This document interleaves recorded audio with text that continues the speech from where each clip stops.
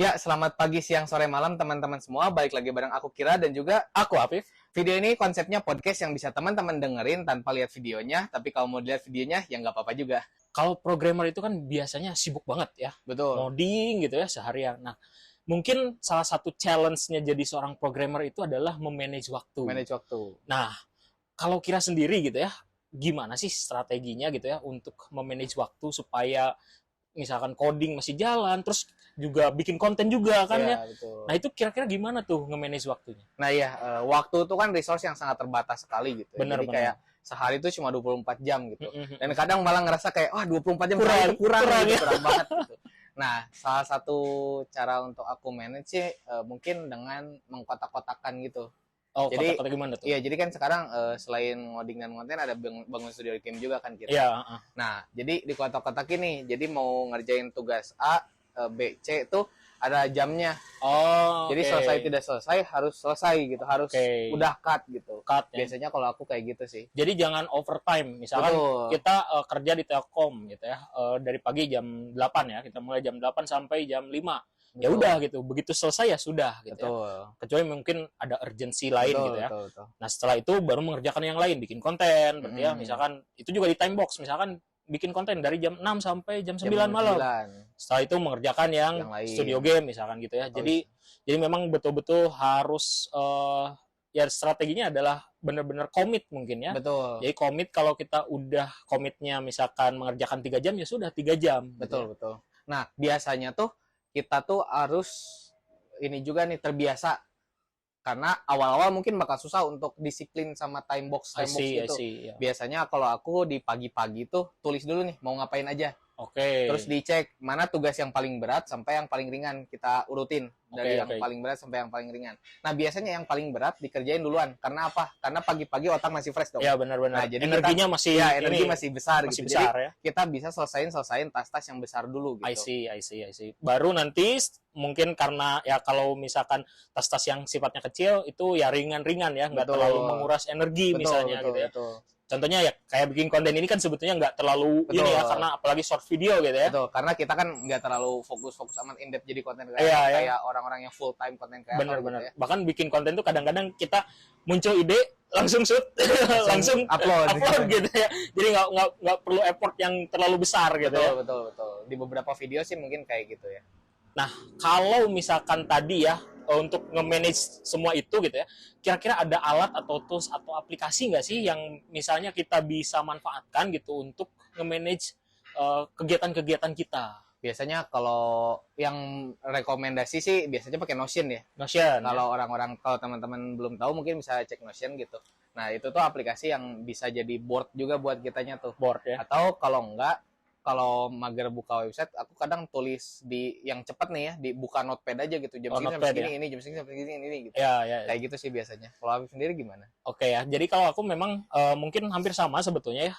Tapi kebanyakan kalau aku pakai notepad ya. Kalau misalkan Notion itu biasanya dipakai untuk yang sifatnya mungkin lumayan ini ya, lumayan sulit untuk di maintain gitu. Biasanya kayak tas gitu. Tas itu kan tas di pekerjaan ya. Tas di pekerjaan itu kan misalkan kita sedang nge-develop sesuatu, ada yang baru mulai, ada yang masih istilahnya masih dalam bentuk backlog to do gitu ya.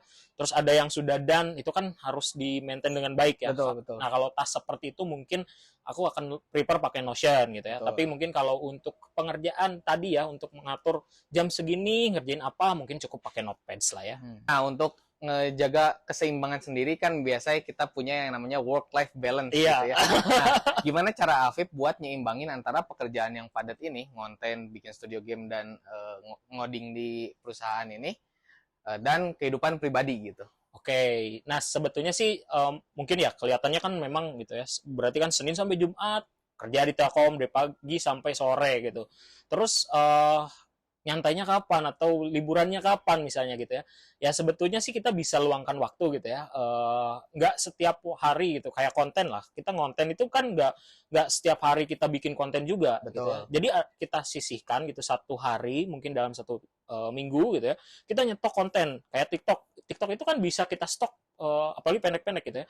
Mungkin satu hari itu bisa sampai untuk stok 2 minggu gitu ya. Betul. Nah, 2 minggu ke depan saya nggak perlu lagi bikin konten TikTok kan gitu ya. Nah jadi waktu-waktu tersebut ya tentu masih banyak sebetulnya gitu ya untuk kita manfaatkan untuk hal-hal yang lain gitu ya. Terutama kalau malam sih, malam tuh banyak banget waktu luang gitu ya. Kita mau main game gitu ya, atau kita mau main gitu ya, nongkrong itu masih bisa banget gitu.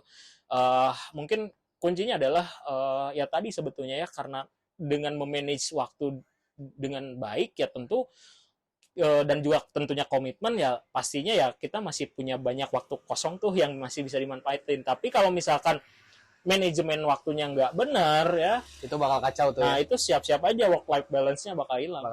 Betul. Kalau aku sendiri cara aku manage work life balance tuh aku punya strict rule di mana aku nggak boleh kerja. Oke. Jadi kayak di hari tertentu misalnya jam segini sampai jam segini jangan kerja. Bener-bener nggak melakukan pekerjaan ya. Betul, jangan kerja.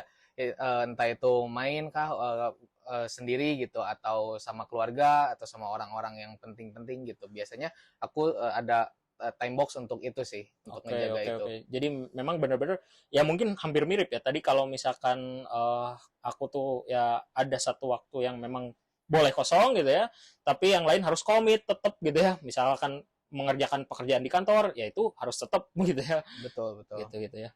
Nah, mungkin kan ada aja misal gitu ya, ada worst case yang lain. Contohnya di kantor lah. Misalkan di kantor tadinya kita udah nge-planning bahwa itu akan selesai misalkan sore hari ini gitu ya. Nah, tiba-tiba pekerjaannya belum selesai karena misalnya ada sesuatu codingan yang bug muncul gitu ya. Nah, itu kan sesuatu hal yang tidak terduga awalnya. Betul. Nah, kalau Kira sendiri untuk bisa nge-manage itu dengan baik, kira-kira gimana tuh? Untuk manage itu biasanya kita pertama harus tenang dulu. Oke. Jadi kan biasanya kayak misal udah di time box nih 3 jam. Pas udah 2 jam 50 menit tapi tasnya belum beres, biasanya kalau baru-baru mulai metode time box ini bakal panik. Wah 10 menit lagi ini belum beres, ini belum beres gitu. Yang pertama kita coba tenang. Terus kita coba evaluasi lagi nih kerjaan ini penting banget apa enggak. Untuk time box berikutnya misalnya setelah 3 jam pertama beberapa menit atau beberapa jam berikutnya tugasnya penting nggak gitu, lebih penting yang mana ini sama yang berikutnya gitu. Kalau misalnya yang berikutnya belum terlalu penting, kita bisa kasih spare lebih gitu untuk tugas yang sekarang gitu. Biasanya kayak gitu sih. Tapi kalau misalnya yang berikutnya lebih penting, nah itu kita perlu coba cari waktu lain untuk mengerjakan tas yang ini tapi selama masih dalam jangkauan yang cocok gitu. Misal ada aku disuruh bikin fitur seminggu. Hari ke-1, ke-2, ke-3 oke gitu. Pas di hari ke-4 ada bug. Nah, hari ke-4 ada bug nggak beres. Nah, tapi aku masih punya hari ke-5 kan. Benar. Nah, misal developnya di 1, 2, 3, 4 udah beres gitu, tapi muncul bugnya di hari ke-4 gitu. Nah, jadi hari ke-5 bisa kita pakai buat bug fixingnya itu. Jadi masih bisa manage waktu untuk di situ sih. Oke. Mungkin juga gini ya, kalau kita bikin satu tas ya, kalau pekerjaan lah ya ini, kalau pekerjaan tuh kalau bikin tas itu jangan terlalu dipas mungkin waktunya ya. Jadi berikan waktu tambahan gitu ya. Untuk apa? Kalau muncul worst case seperti itu. Betul. Gitu ya. Karena biasanya ngoding tuh ada aja gitu bagian kita nggak ini gitu. Kadang nggak kesenggol juga tiba-tiba muncul.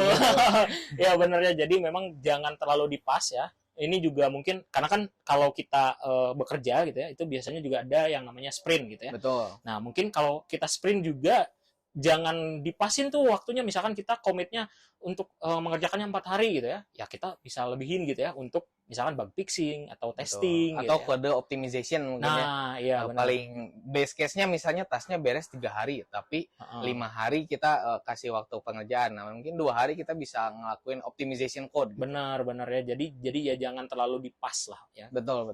Emang spare waktu lebih itu penting sih. Penting ya. Dan kalaupun nanti misalkan ada waktunya nggak kepake, ya kita bisa pakai untuk yang lain gitu ya. Atau misalkan kita mau manfaatkan itu untuk waktu tadi work life balance tadi ya, mau istirahat atau mau main itu bisa. Betul, bisa juga. Nah, kalau Afif sendiri punya saran tertentu nggak, kayak misal teman-teman yang perlu belajar manage waktu gitu biar nggak keteteran nih. Biasanya anak-anak kuliah tuh tugasnya kan banyak tuh dan banyak yang keteteran tuh.